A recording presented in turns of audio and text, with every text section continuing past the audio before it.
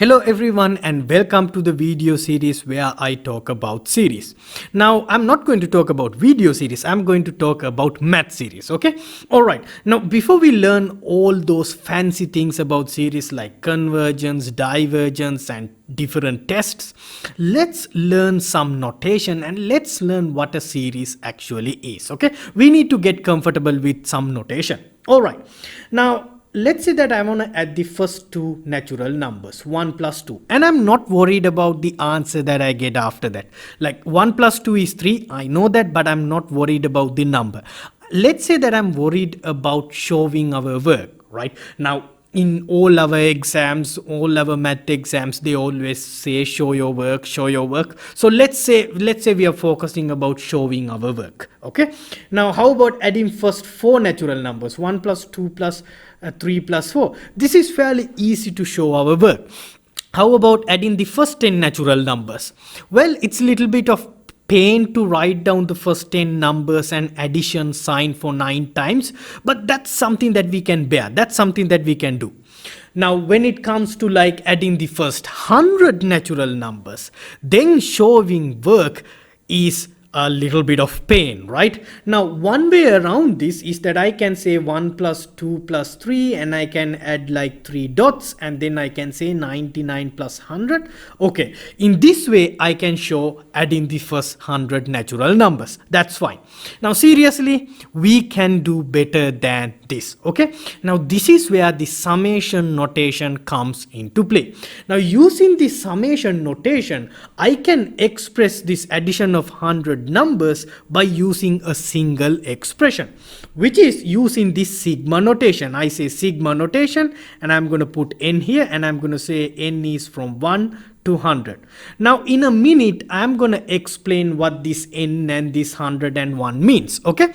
But for now, try to understand what summation notation does. It meant to help us, okay? It meant to make our life easy, okay? So rather than showing addition multiple times, you can use the summation notation and easily express the addition of large number of terms. So that's what summation notation does. Now however, there's a one condition. The condition is that you cannot use summation notation if you are adding like random numbers, okay? So if you're adding like 1, 5, 47 and 32, I can't use summation notation to simplify down my notation if I'm adding these 4 random numbers, okay? So basically what I'm trying to say here is that if you want to use summation notation, then the numbers that you add, they need to have a pattern among themselves, okay? So that's what I mean, okay? Now, if you look at the first 100 natural numbers, they clearly have a pattern among themselves. Now, think about this. I can take first 100 natural numbers and I can create a sequence out of it, right? Okay, so let's write a sequence. I'm going to say the sequence A sub n, the numbers, natural numbers from 1 to 100, 1, 2, 3, I can put 3 dots and say 100. And that's my sequence. Now with sequence, we have a better notation, right? Because we can use a one single expression to represent all the terms in the sequence, right? So here I can say just n. Now n is the position of the sequence and actually the first term is 1, second term is 2, third term is 3. So n itself is the general expression of the sequence and I can say this n is going from 1 to 100. Now that's a better notation for sequence, right? Okay. Now here's the connection between sequence and series.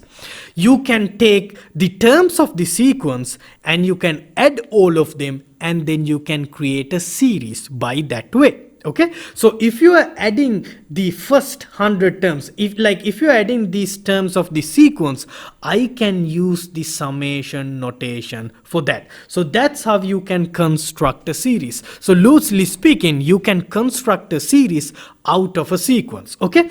I can use this n, the general expression of the sequence, and I can put it here.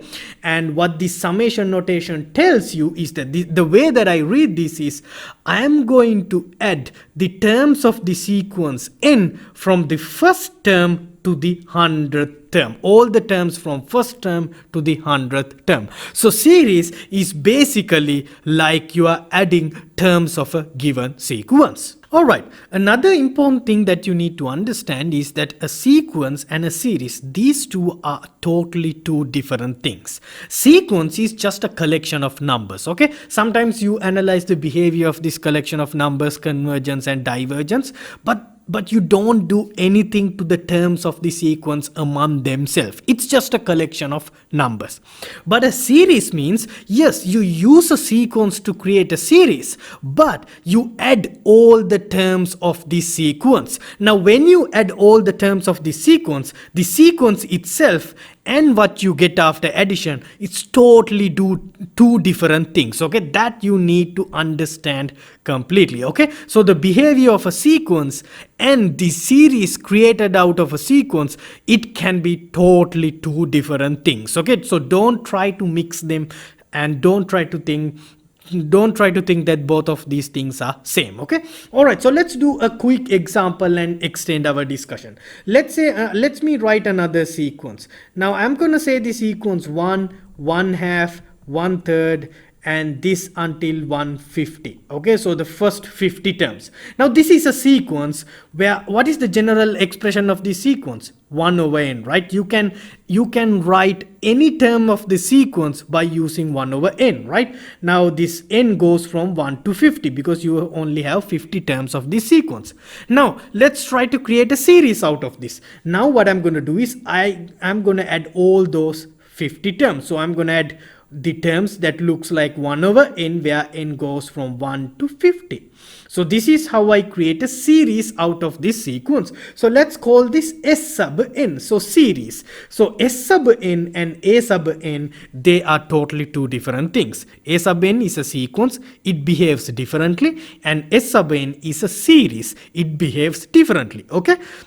Alright, so that you need to understand carefully. Alright, now to extend this discussion, there are two types of series. Well, someone might agree with this, but let's go with this idea. So the two types of series are infinite series and finite series.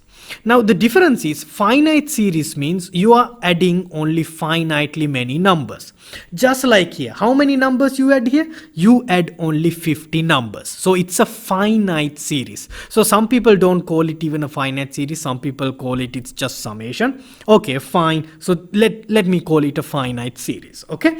So you're just adding a finite number of series. So a characteristic of a finite series is that the number that you have here will be a finite number. Okay.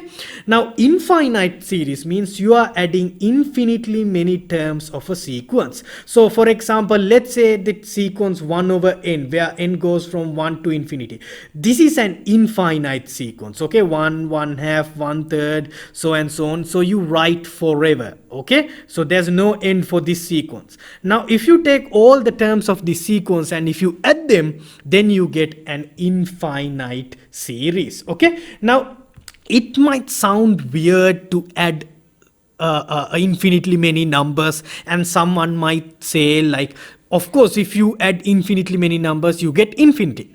Well, that's not the case always. Okay, you can add infinitely many numbers and you can add numbers infinitely many times and you can still get a finite number after that addition. Okay, that's what we are going to learn after this video, like a whole discussion about convergence and divergence, but that's something for future. So by the way, in nutshell, there's infinite series and finite series. The way you identify them is, if it is an infinite series, right here in this notation, you will see infinity. If it is a finite series, you will see a finite number on the top of sigma notation. Okay, right. The one last thing that I'm going to discuss before I do a couple of examples is that look at the sequence. Let's talk about the sequence 1 over n. Oops, what happened there? So 1 over n, this is a sequence from n goes from 1 to infinity. This is the notation for a sequence. Now let's talk about its series. Okay, so when n goes to 1 to infinity, you take all the terms of the sequence and you add them up. Now these are two totally different things. This sequence 1 over n is convergent. It is convergent to 0. But the series 1 over n, guess what? It's divergent. Okay, so again, now why is that? I will explain that in a future video, but I want to make sure that you understand a sequence and a series is two different things. They behave differently. The sequence 1 over n, that is convergent. The series 1 over n, that's divergent. Okay, so understand they can behave differently. Okay, so there could be sequences where there could be cases where the sequence is also convergent, the series that you create out of that sequence is also convergent, which in that case, nice, fine, that's something to be happy with. But there are some instances just like this where the sequence and the series can behave differently in terms of the convergence and divergence idea. Okay, so wrap your head around with the idea where the sequence and a series is two totally different things. All right, so to finish this video, I'm going to do 4 examples. Okay, you can either stay with this video and continue to watch this video and do the 4 examples with me. It's just we are trying to get comfortable with the summation notation. Okay, so my first example is going to be, I will give you a series. So let's say n goes from 1 to infinity. It's 3 to the n over n. Now expand this series, write it out using addition. Write like first 4 numbers that you add of this series. Okay, try to pause the video and do it. This is a good exercise to get comfortable with the summation notation. Let's see. So when n is equal to 1, the first number is 3 to the 1 over 3, and then you add the second number. What's the second number? 3 to the power 2 over 2. So 3 to the power 2 is 9, so 9 over 2. So what's the third number?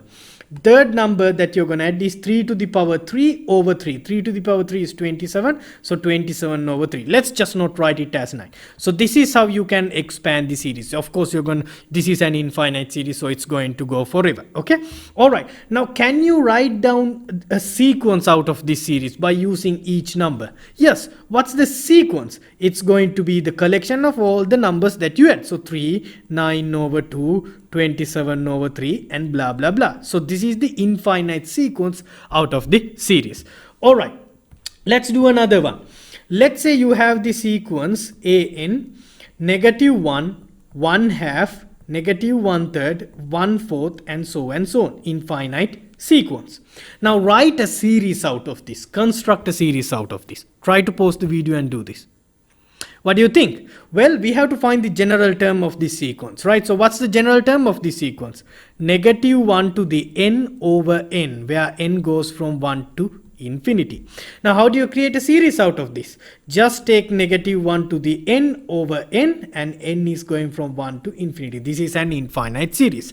Now what does this mean? That means you are adding all the terms of this sequence. So -1 plus half plus -1/3 plus 1 over 4. Oh, this is super ugly. Let's write it again. -1 plus half plus -1/3. Let's have a parenthesis plus 1/4, and so on. Right? Okay, so let's not do 4 examples. These 2 examples are enough. Now what I encourage you to do is get your textbook or note, whatever you have. Try to expand the given series and go to the sequence lesson and take each sequence and create a series out of it and try to understand the difference. Okay, all right, so then that's the end of this video. Even though I said I'm going to do 4 examples, I think these 2 examples are enough. Practice it by yourself. Okay, in the next video, let's move our discussion into a little bit of in-depth discussion, so that let's try to understand the behavior and some more terminology of series. All right, I'll catch you in the next video. Thank you very much.